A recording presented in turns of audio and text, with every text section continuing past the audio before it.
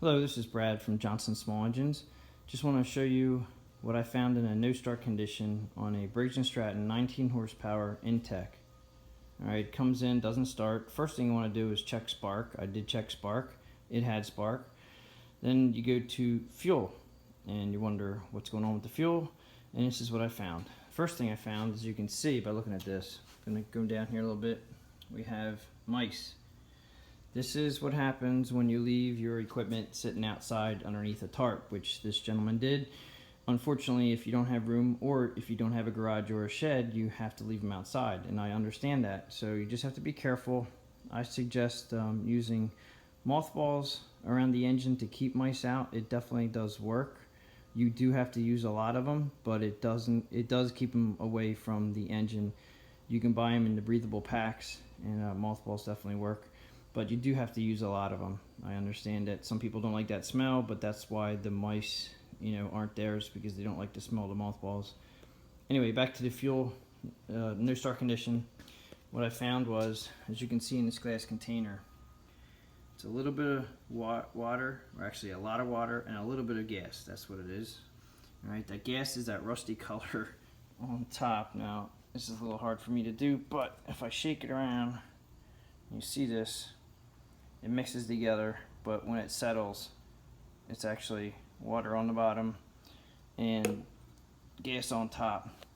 If I can show you the bigger quantity that I found, gas, it's really hard to tell, but it'll go to the side. You see it floating at the bottom?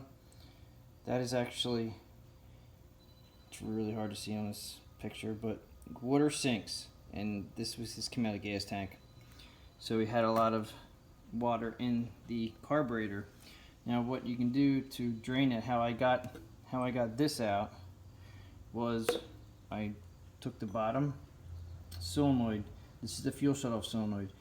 If you pull this wire out from the bottom of it, it has a spot here where you plug it in, unplug it, 1/2-inch wrench counterclockwise, and hold the bowl, which is this. Hold this with one hand up. Put a glass container underneath it, unscrew this slightly enough to get the fuel to drip out. You don't want to take this bowl off if you don't have to, because you have a needle and seat in there, and there's a gasket up in there that can drop down, and you'll have all sorts of problems.